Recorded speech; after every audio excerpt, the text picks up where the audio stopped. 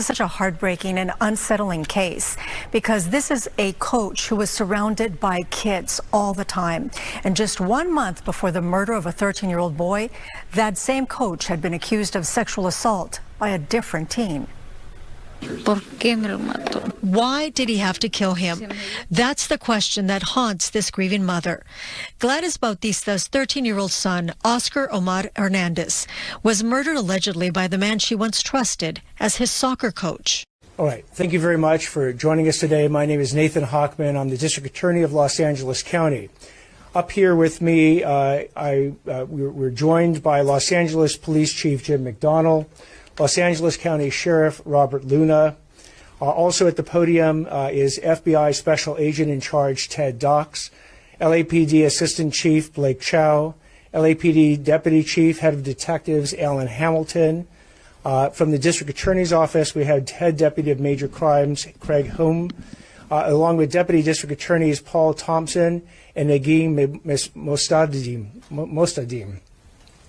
Also with me, directly to my left, are Oscar Omar Hernandez's sister, Alejandra Hernandez, his mother, Gladys Bautista, and Oscar's father, Oscar Daniel Hernandez.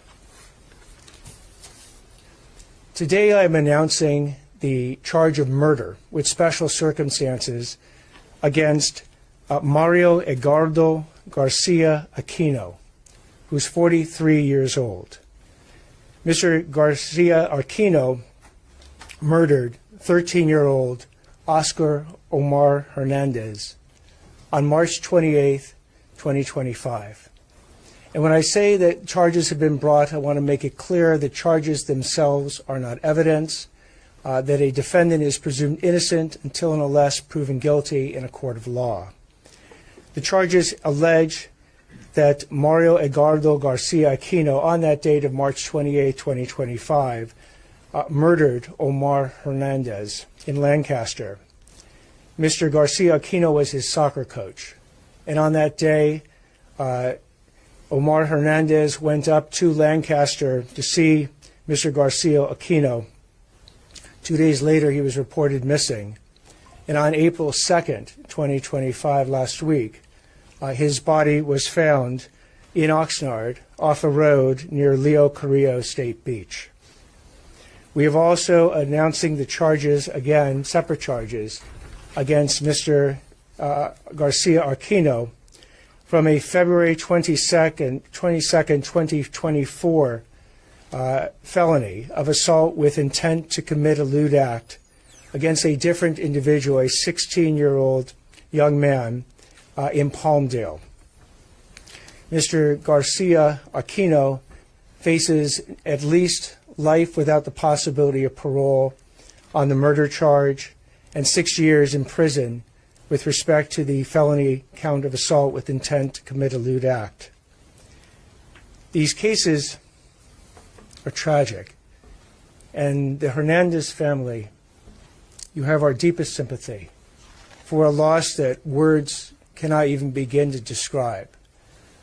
Our role, though, is to bring justice to this family and to hold the person responsible for these brutal, heinous, unspeakable, unthinkable acts, hold them accountable, and prosecute and punish them to the full extent of the law. Now, as part of this investigation, we are asking that if there are any potential victims of Mr. Garcia Aquino, and they're out there, that we have put his picture out with our press release. And we are asking anyone with information or any victims to come forward to the Los Angeles Police Department's Juvenile Division Abused Child Unit, and they can call 818-374-5415 or the Los Angeles County Sheriff's Department Special Victims Bureau at 877-710-5273. And if anyone wants to come forward anonymously, they can come forward by phone to the Los Angeles Regional Crime Stoppers Hotline at 800-222-8433. 8777. I'd like to now introduce Los Angeles County Sheriff Robert Luna to say some words. Thank you, Mr. Hockman, and good afternoon to everybody. Being up here presenting this information is never easy, but on behalf of the men and women of the Los Angeles County Sheriff's Department, very sorry for your loss. Lo sentimos mucho de todo lo que pasó.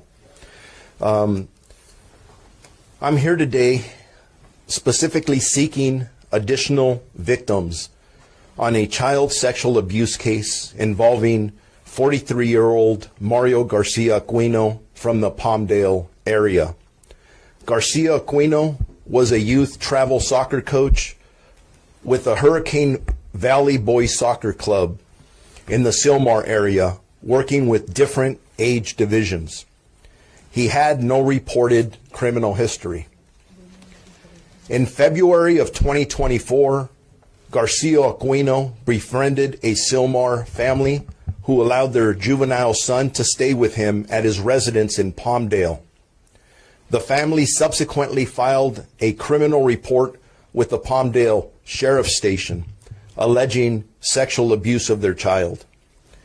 This case was assigned to the Los Angeles County Sheriff's Department Special Victims Bureau, North Team, who is tasked with investigating both physical and sexual abuse of children, including adult felonious sexual assaults.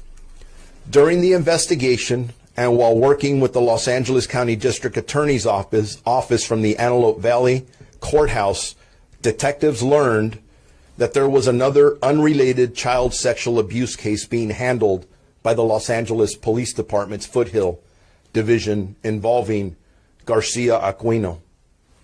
On April 2nd, 2025, the new information from both the Sheriff's Department and the Police Department cases, the District Attorney's Office filed one felony count of assault with intent to commit a sexual offense on Mario Garcia Aquino. Based on the nature of the offenses, Special Victims Bureau detectives believe there may be additional victims. Anyone with information regarding this case or who believes that they may have been a victim is urged to contact the Los Angeles County Sheriff's Department Special Victims Bureau at 877-710-5273, or you can contact any of your local sheriff stations. I just want to make an additional comment to that because we're really urging anybody in the public, once you see the photos of this individual, that if you may have been a victim, please come forward. I know it's not easy. I know it could be either embarrassing, you don't want to tell somebody, but it's very important that we bring justice not only to the family here to my left, but any families that may have been victimized by this. And I want to add an additional comment that if for some reason anybody fears coming forward, even as a youth or a family, because you may be here undocumented, we're not going to ask about that. Please, you need to come forward. We will assist you, whether it's our department, the Los Angeles Police Department, the LA County District Attorney's Office. Any of us are going to wrap our arms around you and make sure that you get the appropriate services, we guide you the right way, and we protect you as well. Thank you very much. Now I'd like to call up Los Angeles Police Department Chief Jim McDonald. Thank you very much, and good afternoon, and thank you for your continued attention and coverage on this deeply tragic case. Before I begin, I want to just take a moment to acknowledge the profound loss endured by the family of Oscar Omar Hernandez. On behalf of the Los Angeles Police Department, I extend our deepest condolences. And while no words can lessen their grief, please know that we're fully committed to pursuing justice for their son. I'd also like to extend my appreciation to our partners whose combined efforts led to today's charges. Thank you to the District Attorney, the FBI, Los Angeles County Sheriff's Department, the Ventura County Sheriff's Department, and the Ventura County Coroner for the help that they provided. I also want to particularly thank LAPD's Robbery Homicide Division and LAPD's Major Crimes Division for the time, patience, and expertise that they dedicated to this case. While we all hoped for a different outcome, their hard work has helped ensure that this dangerous individual is no longer a threat to the public. When this was a missing persons case that RHD picked up and put everything they had into it, brought in Major Crimes, and the resources with all of our partners here left no stone unturned. And so I'm thankful for the collaboration that we see here and the ability we have to be able to mobilize on a case like this that is so tragic, and to be able to get some level of closure. And as Sheriff Luna mentioned, I share the same sentiments. If anybody is a victim out there, please come forward. There are no obstacles, and we will treat it as sensitively as it needs to be treated, but justice should be served in this. So I won't go into the details of the case. That's already been talked over here, but any questions you have, I'll kick it back to the District Attorney. Thank you all. So we will now take, myself, Sheriff Luna, and Chief McDonald will now take questions. After we're done taking questions, Maria Ramirez, where are you? Over there. For the Spanish media, Maria Ramirez will then give a brief overview of what we've been doing and then takes questions in Spanish as well. District Attorney, before we begin, will the family say anything? Not at this press conference. Luz Delia Caballero with CBS KCAL. Question for Sheriff Luna or yourself. Specifically for that assault charge back in February of 2024, did it happen in February of 2024, or was it initially reported in February of 2024? The date at which it happened, as the charges reflect, is February 22nd, 2024, and that's in Palmdale. What can you tell us about the circumstances surrounding the arrest? Was there cooperation? Where did it happen? The arrest, again, with respect to how the individual was arrested so quickly, in some respects, after the March 28th murder, those investigative techniques will be discussed in the appropriate court when we present the additional evidence that shows that Mr. Garcia Aquino committed this murder, as well as the additional acts of which he's At his home, though, District Attorney, where was he arrested? Where was he taken into custody? I believe it, I'll check if I might with Chief Hamilton. Good afternoon, Alan Hamilton, Chief of Detectives, LAPD. He was taken into custody in the city of Los Angeles, and he was then subsequently transferred to the custody of the Sheriff's Department. Was he at work, Alan? He was not at work. When it comes to talking about additional victims, do those additional victims include perhaps missing children who you fear may have met a similar demise? We don't predetermine who the additional victims of this particular defendant are. By putting his picture out there and having this press conference as well, and hopefully using the tools that you'll be able to use to get our message out far and wide, we are seeking anyone who recognizes this particular individual as someone that victimized them to come forward to law enforcement.